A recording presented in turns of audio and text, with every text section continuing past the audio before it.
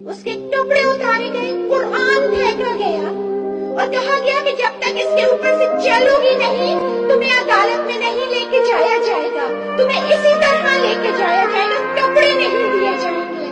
और जब चलने से इनकार किया तो मार दिया, बेहोश कर दिया।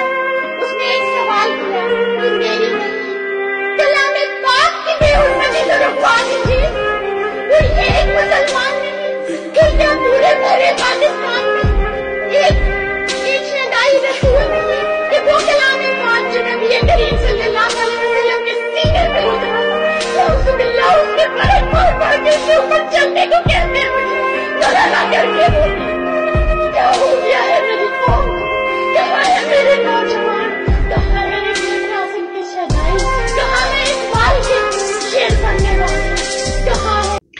बिस्मिल्लाहिर्रहमानिर्रहीम। अस्सलाम वालेकुम नाज़रीन, मैं हूं महरीन सप्तैन और देख रहे हैं आप मेरा यूट्यूब चैनल। नाज़रीन, डॉक्टर आफिया सिद्दीकी के हवाले से मैंने अपने चैनल पे जब जो डेवलपमेंट्स हुई हैं उसको अपडेट किया है, आपको बताया है और कोशिश की है कि मैं आवाज़ उठाए रखूं। इस वक्त पाकिस्तान में जितनी भी हमारी ख़वातीन हैं वो जिस तरह से कैद की गई हैं, जिस तरह से उनको उठाया गया है, जिस तरह से उनको पकड़ा गया है, चादर घर चार दीवारी का तकद्दुस जिस तरह से पामाल किया गया है, वो सब भी मैंने आपके सामने रखा है। जहाँ जहाँ मिस इन्फॉर्मेशन है उसको भी मैंने दुरुस्त करने की कोशिश की है, क्योंकि मेरा काम जो है वो रिपोर्ट करना है, मेरा काम सनसनी फैलाना नहीं है। लेकिन ये भी अपनी जगह बात दुरुस्त है कि इन खवातीन को इस तरह से रखना और उनके ऊपर वो मुकदमे चलाना जो उनके ऊपर बनते ही नहीं।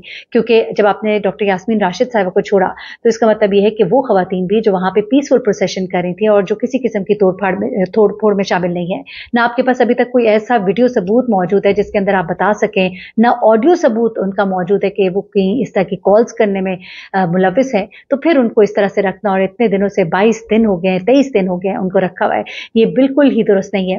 और मैं खवातीन की आवाज़ उठाती रहूँगी। गो ये सफ़र बहुत मुश्किल है और इस सफ़र में बहुत सी परेशानियाँ भी आती हैं और कभी कभी आपके इरादों को मुतज़लज़ल करने के लिए बहुत सी कोशिशें की जाती हैं, लेकिन हक सच की आवाज़ उठाए रखेंगे और इस तरह से हम इसे रिपोर्ट करेंगे कि हमारे लिए हमारे इदारों की इज्जत, उनका तकद्दुस भी बहुत अहम है और ये इशू जो है वो भी कम अहम नहीं है। दोनों चीज़ों को हमने लेकर चलना है। तो मैं एक बार फिर अपनी वीडियो शुरू करने से पहले अपने मुल्क की उन तमाम खवातीन की, मैं उन्हें पीटीआई की वर्कर्स नहीं कहूँगी, मैं उन्हें हमारे मुल्क की कौम की बेटियाँ कहूँगी, जिनको आपने कैद किया हुआ है, जिनको क्योंकि अभी मेरे पास एक वीडियो पहुँची है जिसके अंदर इन लड़कियों के जो वकील हैं उन्होंने बड़े खौफनाक इंकशाफात किए हैं। डॉक्टर आफिया की तरफ माज़रत के साथ आने से पहले मैं ज़रा इस बात को क्लियर करना चाहती हूँ। सिर्फ 1 मिनट की गुफ्तगू करूँगी छोटी सी, जिसमें मुझे उन वकील साहब की ये गुफ्तगू मुझ तक पहुँची है जिसमें वो ये कह रहे हैं कि इन खवातीन के साथ बहुत ही गलत किस्म का ट्रीटमेंट हो रहा है। देखिए, गलत ट्रीटमेंट से मतलब ये नहीं कह रही कि खुदा न खास्ता कोई जो रेप वगैरह की बातें की जा रही थी या कोई मार धाड़ की बातें की जा रही थी, नहीं, लेकिन जहनी तशद्दुद जो हो रहा है वो बड़ा ही बुरा है। आधी रात को एकदम से जगाना और उनकी जामा तलाशी लेना, उनके कपड़ों की तलाशी लेना, यहाँ तक कि उन्होंने बताया कि उनके कपड़े उतरवाए गए और फिर उनकी तलाशी ली गई। ये बहुत ही हतकामेज़ है, ये बहुत ही इंसल्टिंग है। अगर ये ऐसा हुआ है तो इसकी डिटेल दी जानी चाहिए, क्योंकि उनके वकील ये कंप्लेन कर रहे हैं। मेरे पास वो तमाम चीज़ें रिकॉर्डेड सबूत मौजूद है, रिकॉर्डेड उनकी सारी चीज़ें मौजूद हैं।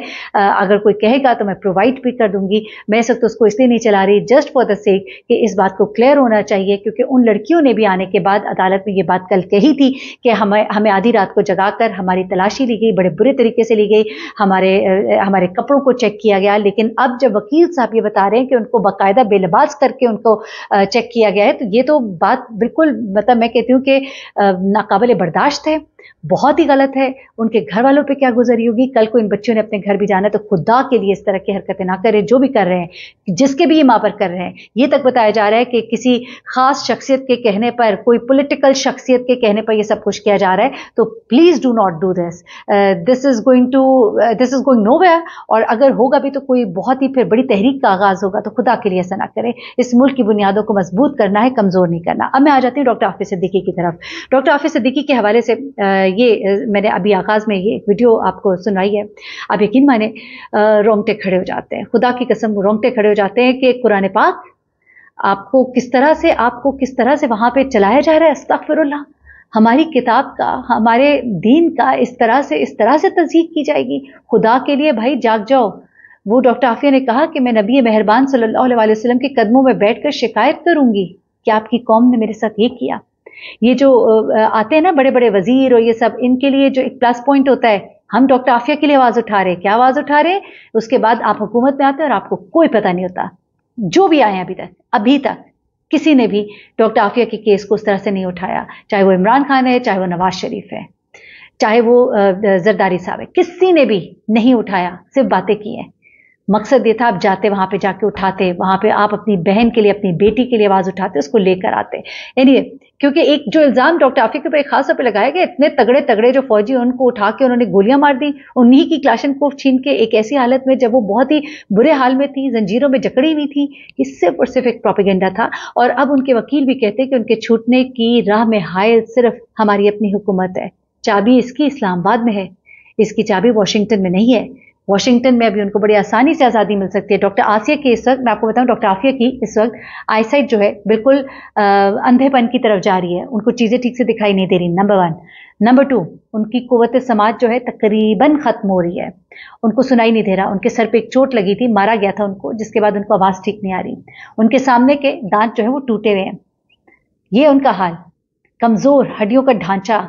कि डॉक्टर फौजिया की अभी 3 मुलाकातें हो चुकी हैं, एक और चौथी मुलाकात होनी है, कह रहे हैं कि चौथी मुलाकात होगी। इन तीनों मुलाकातों में उनके साथ उनके वकील जो है क्लाइव मौजूद थे, और उन्होंने भी जो हाल बताया है, आंखों देखा, यकीन माने इतनी तकलीफ होती है, बंदा सोचता है कि कोई इतना भी सालिम हो सकता है। एक ऐसी औरत जिसको आपने 20-22 साल से उसके बच्चों से अलग किया हुआ है, उसके छोटे छोटे बच्चे हैं जिसको उसने कभी देखा नहीं, अब वो जवान हो गए तो उसकी तस्वीर तक नहीं देखने दी। एक बच्चा सलमान जो है, जिस वक्त माँ को पकड़ा गया था वहां से, उस वक्त उनके साथ था, उसके बाद वो बच्चा उनकी फैमिली को भी नहीं मिला। सलमान के बारे में कहा जाता है कि वो अब इस दुनिया में नहीं है, और अगर है तो नहीं पता किधर है। डॉक्टर आफिया ने उस वक्त सवाल किया अपने वकील से भी, वहां पे जो आए लोग उनसे मिलने, उनसे कहा कि सलमान क्या उस वक्त मर गया था जब मुझे पकड़ा गया था, या वो जिंदा है? अभी भी माँ को एक आस है। वो सवाल करती है कि मेरा बच्चा जो है वो जिंदा है या वो वाकई मर चुका है। अच्छा, उसके बाद ये जिस तरह मुलाकात होती है वो सारा अहवाल आपको बताया, यहाँ तक कि डॉक्टर आफिया की जो बहन है वो लेकर आई तस्वीर, लेकिन तस्वीर अंदर नहीं ले जाने दी। बहन से हाथ नहीं मिलाने दिया गया, बहन को गले नहीं लगाने दिया, बीच में मोटा शीशा था, आर पार दोनों बहनें बैठी थी। बार बार डॉक्टर आफिया की आंखों में आंसू आते थे। उसके बाद डॉक्टर आफिया की आंखों में जब बार बार आंसू आते थे ना, तो बहन फौजिया की आंखों में भी आंसू आ जाते थे और दोनों बहनें रो पड़ती थी। फिर मिलकर उन्होंने अपने बचपन की एक नज़म भी गुनगुनाई। ये सब कुछ तो चलता रहा, लेकिन साथ साथ आफिया ये भी कहती रही, खुदा के लिए मुझे जहन्नम से निजात दिलाओ, मेरी बस हो गई है, मुझे जहन्नम से निजात दिलाओ। डॉक्टर फौजिया ने बहुत पहले एक दफ़ा बताया था कि किस तरह से डॉक्टर फौजिया को, डॉक्टर आफिया को बेलिबास किया जाता है, उनको किस तरह से टॉर्चर किया जाता है।